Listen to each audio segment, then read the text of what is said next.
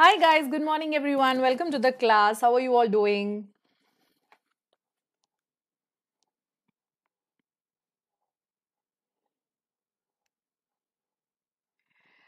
All right, so welcome to the new channel.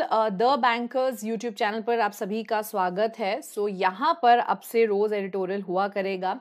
सो जल्दी जल्दी सभी लोग ज्वाइन कर लो, चैनल को सब्सक्राइब कर लो, क्लास को भी लाइक कर दो और शेयर कर दो स्टूडेंट्स के साथ सो दैट वो एडिटोरियल देख पाएं. सो हिंदू एडिटोरियल यस, जो मेरे स्टूडेंट्स ऑलरेडी हैं जो फॉलो कर रहे हैं उनको तो पता ही है कि हम कैसे पढ़ते हैं. और जो फर्स्ट टाइम इस वीडियो को देख रहे हैं, इनफैक्ट फर्स्ट टाइम मेरा एडिटोरियल देख रहे हैं, तो उनको मैं बता देती हूँ कि हम कैसे पढ़ते हैं. सो यस, एडिटोरियल डेली हमें पढ़ना चाहिए अपनी रीडिंग इम्प्रूव करने के लिए. बट उसका ये मतलब नहीं है कि बस खाली for the sake of studying हम पढ़ रहे हैं. ओके, सिर्फ for the sake of studying हमें ऐसा नहीं करना चाहिए. दैट मीन्स जस्ट रीडिंग नहीं मारनी चाहिए. हमें उसमें सारे के सारे जो हैं ग्रामर वो ऑब्जर्व करनी चाहिए. रीडिंग प्रैक्टिस इस तरह से होती है कि आप उसमें ये देख पाते हैं कि क्या है ऐसे वर्ड्स जो आपको नहीं पता, तो वोकैबुलरी हम देखते हैं. कहाँ पर ब्रेक हमको देना है हम वो चीज सीखते हैं. सो काफी कुछ होता है एडिटोरियल के अंदर. सिर्फ एक मात्र रीडिंग भर से आपको जो है वो फायदा नहीं मिलता है, right. So that is how we study. हम उसमें ग्रामर भी देखते हैं, वोकैब भी देखते हैं, और कैसे ब्रेक देकर पढ़ना है, कैसे सब्जेक्ट फाइंड करना है. सो वो सारी चीजें भी हम उसके अंदर देखते हैं. सो चलिए इसी नोट के साथ बिगिन करते हैं हमारी class. Are we all ready? Start करें. रेडी हो, एक्साइटेड हो? चलो बिगिन करते हैं. ओके, बिगिन करने से पहले आपको ये इंपॉर्टेंट इंफॉर्मेशन मैं दे देती हूँ. अनअकैडमी प्लस का सब्सक्रिप्शन अभी आपको एकदम फ्री मिल रहा है. एंड अनअकैडमी का सब्सक्रिप्शन लेने के लिए आप क्या कर सकते हो कि आपको एक लिंक मेरे टेलीग्राम चैनल पर मिल जाएगा. सभी लोग सबसे पहले तो मेरा टेलीग्राम चैनल ज्वाइन कर लें. @साक्षी पहावा आप सर्च करोगे तो मिल जाएगा टेलीग्राम चैनल. ठीक है, वहां पर एक लिंक शेयर हुआ हुआ है, उस पर आप क्लिक करेंगे. बस बैंक एग्जाम कैटेगरी आप सिलेक्ट कर लेना. ओके, उस लिंक पर क्लिक करके और साक्षी 24 कोड लगा देना. तो आपको जो है वो फ्री सब्सक्रिप्शन मिल जाएगा. 7 दिनों के लिए आप अनअकैडमी प्लस की सारी क्लासेस देख सकते हैं. सो प्लीज इंश्योर कि इसको जरूर से आप अवेल कर ले, इसको जाने ना दे मौके को. ठीक है ना. सो ये सिर्फ 5th तक ही है, दैट मीन्स कल तक ही है, तो आज ही ले लीजिएगा ये, और 7 दिन तक आपको क्लासेस देखने को मिलेंगी फ्री में.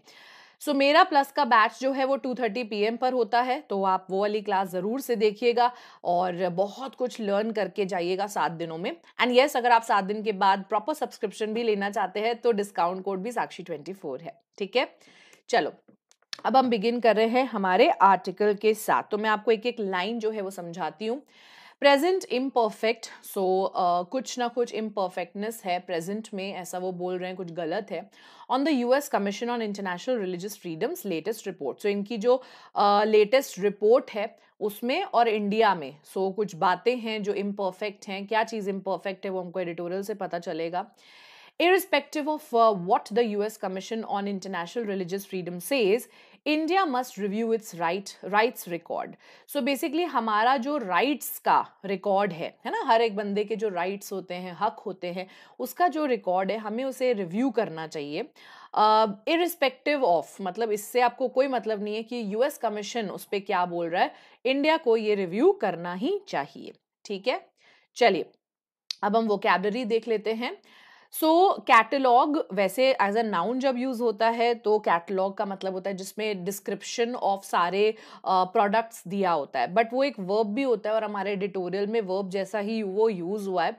कैटलॉग करने का मतलब होता है क्लासिफाई कर देना उसको अलग अलग कैटेगरीज में. ठीक है, सो that is catalogue. Second is vilification. Vilification का या विलिफाई करना, इसका मतलब होता है कि किसी के बारे में जब आप बुरा भला लिखते हैं या बोलते हैं तो आपके बोलने या लिखने से दूसरों का ओपिनियन उसके बारे में चेंज हो जाता है, उसको बोला जाता है विलिफिकेशन. ठीक है.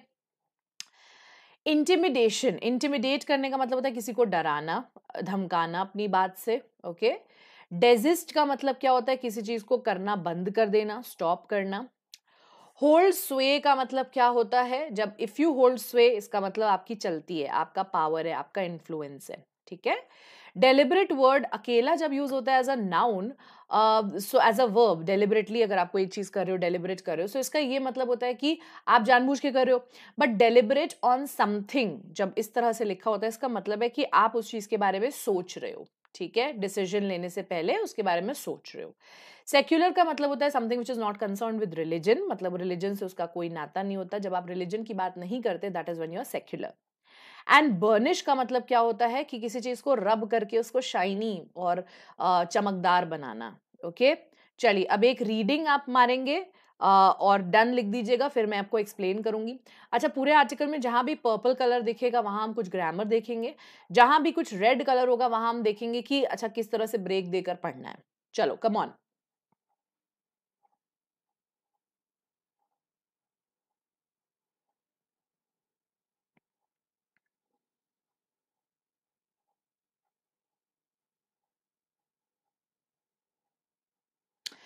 चांदनी, आप अपने फ्रेंड को बेटा बोलो कि मुझे टेलीग्राम पे स्क्रीनशॉट भेजे, तो मैं टीम के साथ शेयर करूंगी, वो चेक करके बताएंगे कि क्या प्रॉब्लम आ रही है।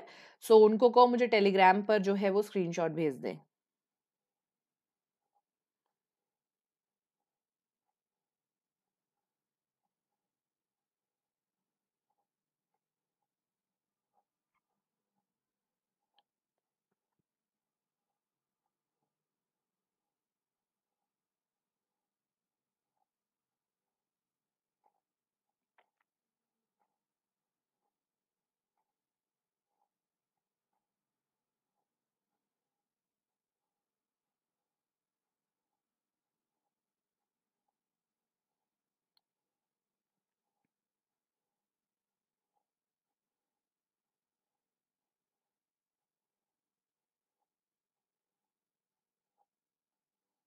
Okay, so for the fourth consecutive year, मतलब 4 सालों से लगातार, the government has expressed outrage, outrage मतलब गुस्सा, गवर्नमेंट ने अपना दिखाया है और रिजेक्ट किया है US commission on international religious freedom, जो कि USCIRF है। इनकी जो लेटेस्ट रिपोर्ट में रिकमेंडेशंस इन्होंने दिए हैं ना, वो गवर्नमेंट ने रिजेक्ट करे हैं, ठीक है। सो बेसिकली इस रिपोर्ट में जो यहाँ पर मेंशन्ड है, इस लेटेस्ट रिपोर्ट में जो रिकमेंडेशंस दिए हैं ना यूएस कमीशन ने, गवर्नमेंट ने उन्हें रिजेक्ट किया है और उस पर गुस्सा जताया है। Okay, calling it biased and motivated. और क्यों उसको रिजेक्ट किया है, उन्होंने कहा ये तो बायस्ड है, कहीं ना कहीं कुछ डिस्क्रिमिनेशन कर रहा है। एंड मोटिवेटेड का मतलब यहाँ पे पॉजिटिवली मोटिवेटेड नहीं है, मतलब इनका कुछ इंटेंशन है, इनको कोई मोटिवेशन है हमारे लिए ऐसे रिपोर्ट देने का, ऐसा वो बोल रहे हैं, ठीक है। मतलब इनका कुछ अल्टीरियर मोटिव हो सकता है, ये वैसा मीनिंग है कि कुछ और मोटिव होगा, कोई और इनका एम होगा जो हमें पता नहीं है, तभी इन्होंने ऐसी रिपोर्ट दी है, ठीक है। अब यहाँ पर ग्रामर हमें क्या देखनी है कि एक्सप्रेस्ड और रिजेक्टेड हैज के साथ V3 फॉर्म लगा हुआ है और ये रूल ऑफ आपका पैरेललिज्म लगा हुआ है यहाँ पे, ठीक है। इन इट्स रिपोर्ट जो कि उन्होंने मंडे को रिलीज की, जो इंडिपेंडेंट कांग्रेशनल बॉडी है, सो ये US commission on international religious freedom एक इंडिपेंडेंट कांग्रेशनल बॉडी है, मतलब कांग्रेस की बॉडी है ये। This has called for India to be designated a country of particular concern.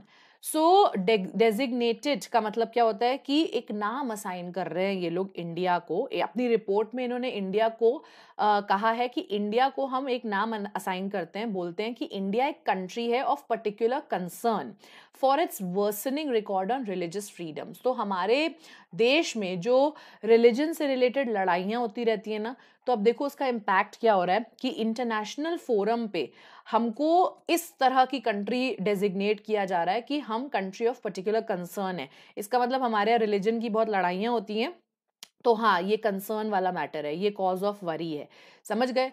सो यहाँ पर ये जो कॉल्ड फॉर लिखा है, इसका मतलब है डिमांड। तो इस इनकी रिपोर्ट में ये डिमांड की गई है कि इंडिया को ऐसा नाम दिया जाए और इंडिया को इस कैटेगरी में डाला जाए कि इंडिया को ध्यान से हमें देखना होगा, यहाँ पे बहुत रिलीजन की लड़ाइयाँ होती हैं। सो वर्सनिंग रिकॉर्ड आप समझ गए कि रिकॉर्ड और बुरा ही होता चला जा रहा है हमारा रिलीजियस फ्रीडम्स के नाम पे। आप देखते हो कितनी लड़ाइयाँ होती है रिलीजन के नाम पे।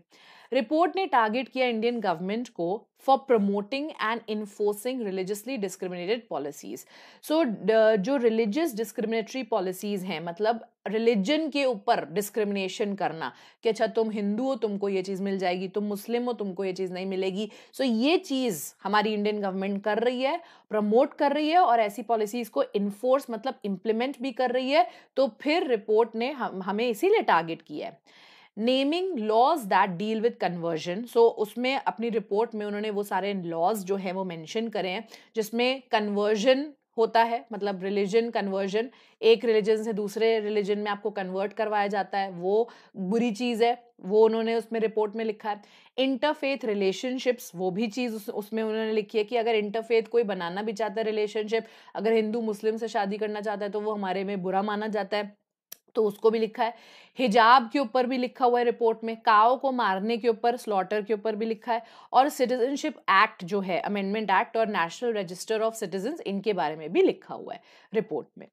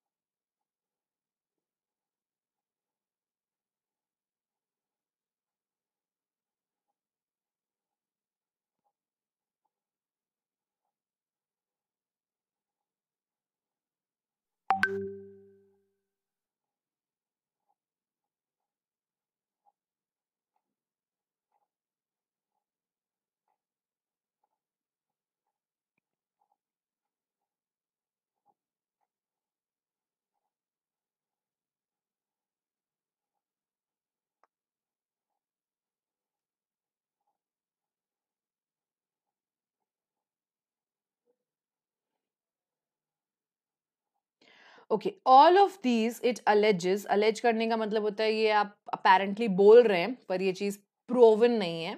तो ये सारी चीजें ऑल ऑफ दीज के लिए हैव लिखा हुआ है, हैव इम्पैक्टेड माइनॉरिटीज। अब इन सब चीजों ने माइनॉरिटीज को इम्पैक्ट किया है।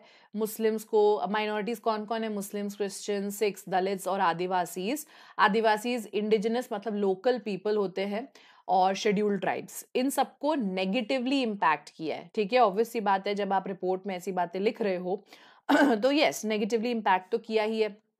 यूएससीआईआरएफ ने कैटलॉग मतलब क्लासिफाई किया है acts of violence and vilification of minorities.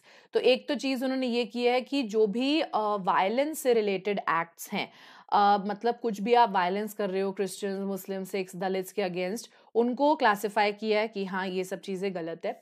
और विलिफिकेशन ऑफ माइनॉरिटीज मतलब माइनॉरिटीज को अगर आप उनके बारे में बुरा भला बोल रहे हो तो वो चीज भी रिपोर्ट में लिखी हुई है कि माइनॉरिटीज को बुरा भला भला जो गवर्नमेंट बोलती रहती है ये बात अच्छी नहीं है। तो पहला तो ये काम किया, क्लासिफाई कर दिया। दूसरा, क्रिटिसाइज किया है, यूएससीआईआरएफ ने क्रिटिसाइज किया है the suppression of critical voices. मतलब जो क्रिटिकल इंपॉर्टेंट वॉइसेस है, मतलब अगर आपको कोई चीज पसंद नहीं है तो इंसान बोलता है ना वो, और गवर्नमेंट क्या करती है, उसको उनकी आवाज को दबा देती है, सप्रेस कर देती है, मतलब दबा देती है बाय इंटिमिडेशन। इंटिमिडेशन, उनको डरा डरा के दबा देती है उनकी आवाज। That include surveillance, demolition of property. और इंटिमिडेशन कैसे करती है, उनको डराती कैसे है? उनके ऊपर सर्विलांस करती है, मतलब एग्जामिनेशन करती है, उनकी प्रॉपर्टी को तोड़ देती है, डिमोलिश कर देती है। क्योंकि आपको, अगर आप कुछ बोल रहे हो है ना, आप अपनी आवाज उठा रहे हो, तो आपको गवर्नमेंट को डराना है तो गवर्नमेंट आपकी प्रॉपर्टी डिमोलिश कर देगी। ठीक है। डिटेंशन मतलब आपको डिटेन, आपको रोक के रखा जाता है कहीं पर, पुलिस कस्टडी में या कहीं पर। एनजीओज को टारगेट करते हैं through laws curtailing foreign donations. So NGOs को देखो कैसे टारगेट करते हैं कि आपको जो एनजीओज को डोनेशंस मिलती है ना, तो उनको जो बाहर से डोनेशंस मिलती है वो बंद करवा देते हैं। तो मतलब अगर एनजीओज भी आवाज उठाना चाहें तो उनको इस तरह से डराते हैं कि अच्छा आपको जो फॉरेन डोनेशंस मिल रही है ना वो बंद करवाते हैं, हमारे अगेंस्ट मत बोलना। It has criticized the US State Department for not having designated India as a CPC and has called for sanctions on Indian government agencies and officials. So उन्होंने basically हमारी government ने US State Department को जो है वो criticise किया है. No sorry, it यहाँ पर USCIRF के लिए लिखा हुआ है.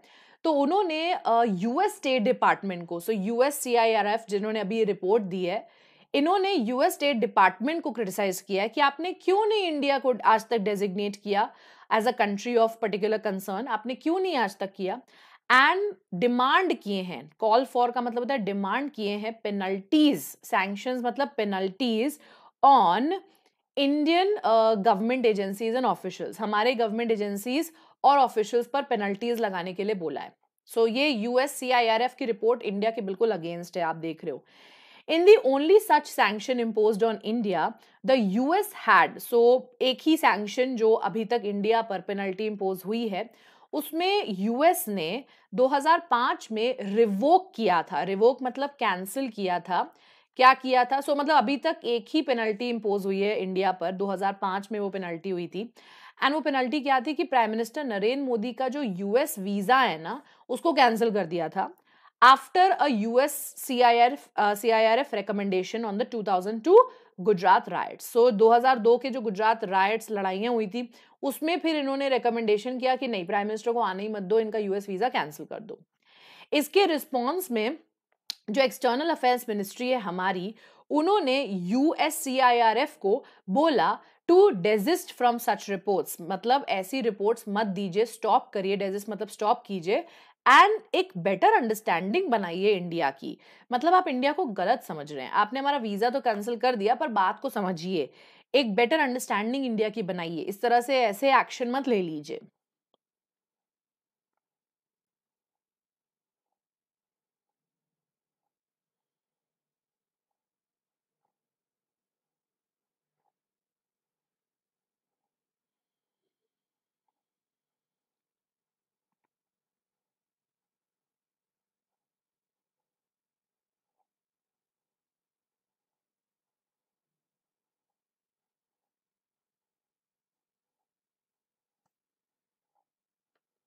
Okay, so I'll just get my charger. My phone is running out of battery.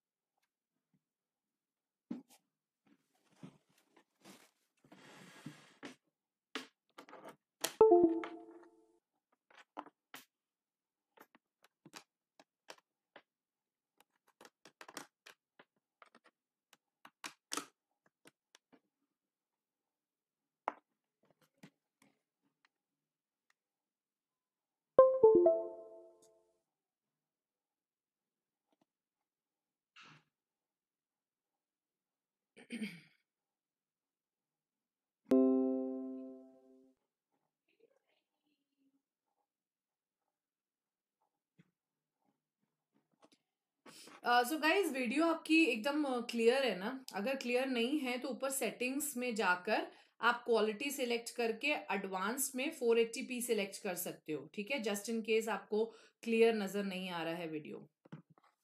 Okay okay. The government stern reaction, stern मतलब स्ट्रिक्ट. सो गवर्नमेंट का ये जो स्ट्रिक्ट रिएक्शन है ना, ये अंडरस्टैंडेबल है. मतलब गवर्नमेंट जो इतना स्ट्रिक्टली कह रही है कि यार हमारे ऐसे हमको पेनल्टी मत लगाओ, थोड़ा हमारे बारे में समझो. तो ये जो रिएक्शन है गवर्नमेंट का, ये हमें समझ में आता है, अंडरस्टैंडेबल है. Okay. And is in line with its response. In line with का मतलब होता है according to, with its response to such reports over the last 2 decades. मतलब last 2 decades, देखो decades में 10 साल होते हैं, तो 2 decades मतलब 20 सालों में ऐसा रिस्पॉन्स पहले भी इंडिया दे चुकी है, क्योंकि इंडिया के बारे में ऐसी रिपोर्ट्स पहले भी आ चुकी है. तो वैसा ही रिएक्शन इंडिया ने इस बार भी दिया. Since the USCIRF began to publish its findings, findings एक नाउन है, ठीक है, और जब से सो ग्रामर वही दिखानी थी मुझे वहां आपको. सो जब से USCIRF ने अपनी फाइंडिंग्स जो भी इंडिया के बारे में है वो पब्लिश करना चालू किया है, वो हमारे बारे में बुरा ही बोल रहे हैं, तो 20 सालों से बुरा बोलते चले आ रहे हैं, तो वैसा ही रिएक्शन इंडिया देती है फिर हमेशा। The process the USCIRF follows, break देना है यहाँ पर। अच्छा, ये जो इज लिखा है ना, सो मैंने जब भी रेड किया है ना बेटा, तो वहां ब्रेक देना सीखना है आपने। ये इज जो है वो प्रोसेस के लिए लिखा हुआ है, ये चीजें आपको एरर डिटेक्शन में काम आती हैं, ठीक है ना। फॉलोज के लिए नहीं लिखा हुआ है, इस प्रोसेस के लिए लिखा है। तो वो कह रहे हैं जो USCIRF प्रोसेस फॉलो करती है ना, ये नॉन इंक्लूसिव है, मतलब they don't include everything. Okay, non inclusive मतलब कोई चीज इंक्लूड नहीं हुई है, एक्सक्लूड करते हैं वो बातों को। And the fact that it does not study the state of religious freedoms inside the US suggest a double standard. So यहाँ पर सजेस्ट पता है किसके लिए लिखा हुआ है, फिर से हमें यहाँ पर ब्रेक देना है। सजेस्ट जो कि एक सिंगुलर वर्ब है, वो लिखा हुआ है फैक्ट के लिए। सो आपको ये जानना बहुत जरूरी है कि किसके लिए क्या लिखा है, तभी आप सिंगुलर प्लूरल वर्ब निकाल पाओगे। सो यहाँ का इज लिखा है प्रोसेस के लिए, और सजेस्ट जो कि सिंगुलर वर्ब है वो लिखा है फैक्ट के लिए। तो कह रहे ये फैक्ट कि वो अपने खुद के कंट्री के रिलीजियस फ्रीडम्स को तो कभी स्टडी करते नहीं है। तो ये डबल स्टैंडर्ड हुआ ना। डबल स्टैंडर्ड का मतलब क्या है कि आप दूसरों के लिए तो बड़े स्ट्रिक्ट हो रहे हो और खुद के गिरबान में आप झांक के नहीं देख रहे। इसको डबल स्टैंडर्ड्स कहते हैं। ओके, सो हमारी कंट्री के रिलीजियस फ्रीडम्स में आपको बड़ा इंटरेस्ट है कि अच्छा हम लोग कैसी लड़ाइयां कर रहे हैं, आप हमारे बारे में रिपोर्ट छाप रहे हो, पर US में क्या हो रहा है ना। सो रेसिज्म तक कर रहे हो आप, तो फिर वही बात है ना कि आप अपने बारे में तो देख नहीं रहे हो। मोर ओवर इनके जो रिकमेंडेशंस है ना, होल्ड नो स्वे विद इन इंडिया। सो देखो, होल्ड स्वे का मतलब होता है पावर होना, इन्फ्लुएंस होना, मतलब आपकी चलती है when you hold sway. But when you hold no sway, आपकी नहीं चलती। तो वो कह रहे हैं कि ये जो रिकमेंडेशंस इन्होंने दे भी दी है ना, विद इन इंडिया इसका कोई फर्क नहीं पड़ता, हमें कोई फर्क नहीं पड़ता, इनकी चलती नहीं है within India. And are meant only for the US government to deliberate on. और ये जो रिपोर्ट्स इन्होंने दी भी है ना, ये सिर्फ US गवर्नमेंट के लिए ही बनी है to deliberate on something. Deliberate on is think about it, मतलब सिर्फ US गवर्नमेंट ही इनकी रिपोर्ट्स पढ़ेगी और हमारे बारे में ओपिनियन बनाएगी, वरना हमें तो कोई फर्क नहीं पड़ता, इंडिया के अंदर हमें कोई फर्क नहीं पड़ रहा। सो US गवर्नमेंट इसके बारे में सोचेगी, डेलिब्रेट करेगी, एक्सेप्ट करेगी या डिसमिस करेगी। सो डिसमिस मतलब नकार देना कि नहीं ये गलत है, तो वो इनके ऊपर है भाई, अपना US में ही रिपोर्ट दे रहे हैं, US गवर्नमेंट ही उसको पढ़ रही है, हमें कोई फर्क नहीं पड़ता। आइदर वे, चाहे कुछ भी करे, there is little need. Little मतलब ना के बराबर, और ग्रामर इसलिए है कि जब लिटिल विदाउट आर्टिकल आता है ना, उसका मतलब होता है ना के बराबर। सो आइदर वे, चाहे कुछ भी हो, there is little need for और utility to new Delhi's public responses. मतलब वैसे हमें कोई फर्क तो पड़ता नहीं है, तो ना के बराबर जरूरत है या फायदा है कि new Delhi that is India कोई पब्लिक रिस्पॉन्सेज दे इस रिपोर्ट पर। क्योंकि जब हमें फर्क ही नहीं पड़ रहा है तो हम क्यों दे फालतू, हम अपनी बात हम क्यों रखें, है ना। Which make it sound defensive. So क्या होता है कि अब जैसे अब पब्लिक रिस्पॉन्सेज अगर न्यू दिल्ली या इंडिया के आते हैं, न्यू दिल्ली मतलब इंडिया, तो हमको लगता है कि मतलब you know it the responses make it sound defensive, मतलब ऐसा लगता है कि इंडिया अपने आप को डिफेंड कर रहा है। देखो वही बस बात है ना कि वो बोल रहे हैं कि अगर आपने कुछ गलत नहीं किया है तो अपने आप को डिफेंड भी मत, क्योंकि अगर आप बोलने लगते हो तो ऐसा लगता है कि आप डिफेंड कर रहे हो कि नहीं नहीं हमको प्लीज समझो, हमने कुछ गलत नहीं किया। तो वही वो कह रहे हैं, हमने तो कुछ गलत किया ही नहीं, तो क्यों न्यू दिल्ली रिस्पॉन्सेज दे। नहीं तो हम डिफेंसिव लगने लगते हैं, ऐसा लगता है कि हम अपने आप को डिफेंड करें, अपने आप को बचाने की कोशिश कर रहे हैं, जब हमने कुछ किया ही नहीं तो डरे क्यों। And do not actually repair the reputational damage. तो जब हम बोलते हैं ना, तो सिर्फ हम डिफेंसिव ही लगते हैं, कोई फायदा नहीं होता। जो हमारी रेपुटेशन पे इन्होंने डैमेज किया है ना, उसको रिपेयर नहीं करती है हमारी बात, उसको सही नहीं करती है। So reputational damage to India as a secular, inclusive and pluralistic democracy. So basically India is a secular country, जहां पर हमारे कॉन्स्टिट्यूशन में ऐसा लिखा है कि इंडिया रिलीजन की बातचीत नहीं। देखो असलियत क्या है और ये आर्टिकल क्या बोल रहा है उस पर हमें नहीं जाना है। सेक्युलर मीन्स रिलीजन की जब आप बात नहीं करते, और वैसे हमारे कॉन्स्टिट्यूशन में लिखा हुआ है कि हम सेक्युलर हैं, तो सेक्युलर लिखा है। इंक्लूसिव है, हम सबको इंक्लूड करके चलते हैं। प्लूरलिस्टिक है, मतलब प्लूरल मीन्स बहुत सारे, तो बहुत सारे पॉलिटिकल पार्टीज, बहुत सारे रिलीजन्स एक साथ हमारी कंट्री में एग्जिस्ट करते हैं और हम सब भाई भाई की तरह रहते हैं, ऐसी चीज कॉन्स्टिट्यूशन में लिखी है। और अगर इसके अगेंस्ट कुछ भी बोला जाता है तो मतलब हमारी रेपुटेशन पे डैमेज हो रहा है। तो वही वो बोल रहे हैं कि यार जब हम बोलते भी तो कोई रिपेयर थोड़ी हो सकता है वो डैमेज, तो इससे अच्छा मत ही बोलो।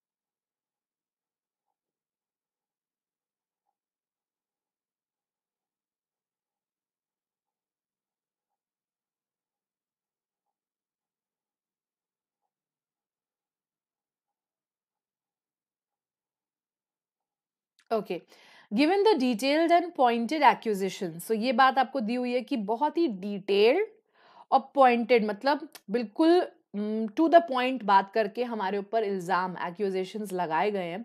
हाउएवर द सेंटर में well consider an internal review of its conduct, मतलब अब देखो बाहर की कंट्रीज हमारे बारे में बात कर रही हैं और बहुत ही डिटेल्ड और टू द पॉइंट भी बात करी है उन्होंने। देखो detailed and to the point में एक साथ वो हो सकता है कि डिटेल बात दी है लेकिन कुछ इधर उधर की बात नहीं दी है, इसलिए टू द पॉइंट बोला जा रहा है उसको, समझ गए ना।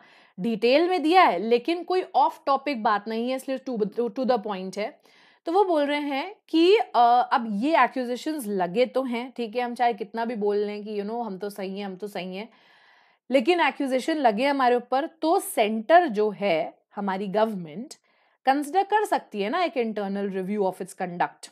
मतलब अंदर ही अंदर रिव्यू कर लो ना कि कहीं कुछ गड़बड़ तो नहीं है, सही में बात बाहर वाले लोग बोल रहे हैं तो कुछ हमारे कंडक्ट में गड़बड़ तो नहीं है, तो एक बार रिव्यू कर लो।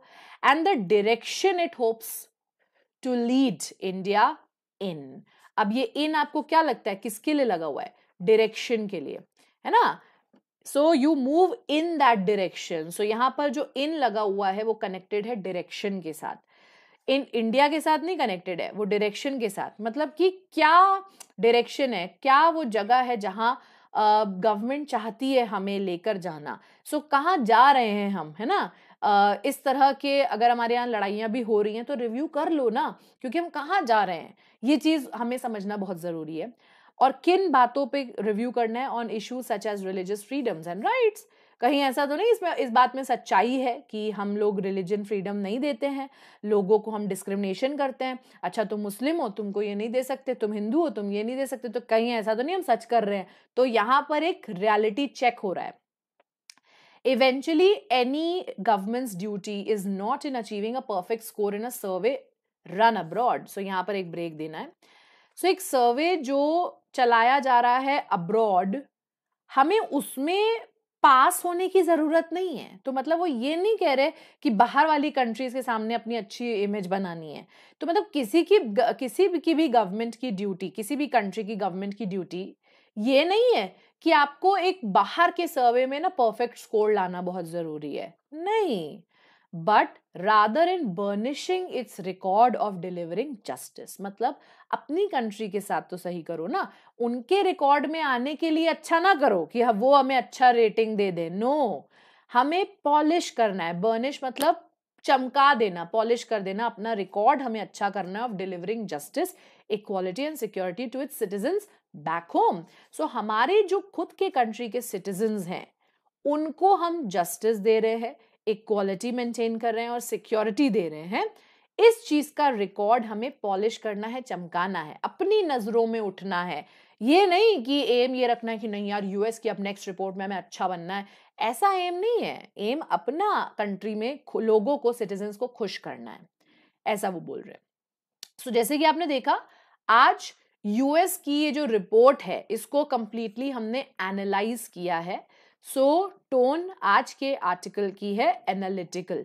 सो आपने देखा इसमें एनालाइज भी है, हमें क्या करना चाहिए वो भी है।